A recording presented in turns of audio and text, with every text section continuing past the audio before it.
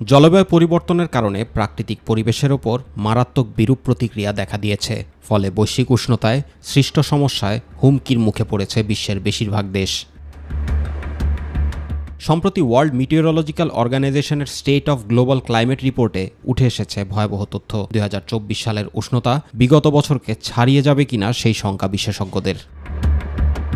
জলবায়ু পরিবর্তনের চরম প্রভাব বিশ্বের যে অংশে পড়বে বলে মনে করছেন বিশেষজ্ঞরা, তার মধ্যে রয়েছে এশিয়াও। চলতি বছরে ইতোমধ্যে বাংলাদেশ সহ এশিয়ার অনেক দেশেই চলছে তীব্র তাপপ্রবাহ।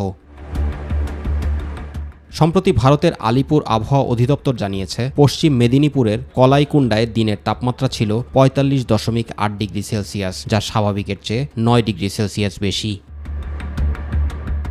একই অবস্থা দক্ষিণ এশিয়ার দেশগুলোতেও। চলতি মাসে মালদ্বীপের রাজধানী মালের গড় তাপমাত্রা ছিল 32 ডিগ্রি সেলসিয়াস। গত এক সপ্তাহে সর্বাধিক তাপমাত্রা ছিল 34 ডিগ্রি। এদিকে চলতি মাসে শ্রীলঙ্কার গড় তাপমাত্রা 27.3 ডিগ্রি সেলসিয়াস। হাঁসফাঁস করা এ পরিস্থিতিতে চলতি মাসে নেপালের সর্বোচ্চ তাপমাত্রা ঘোরাফেরা করেছে 39 ডিগ্রি সেলসিয়াস থেকে 41 ডিগ্রি সেলসিয়াসের মধ্যে। অন্যদিকে ইরানের গত বছর সর্বাধিক তাপমাত্রা ছাড়িয়েছিল 50 ডিগ্রি সেলসিয়াস। সেই নিরিখে এবছর চলতি মাসের ছবি বিশেষ আশার আলো দেখাতে পারছে না।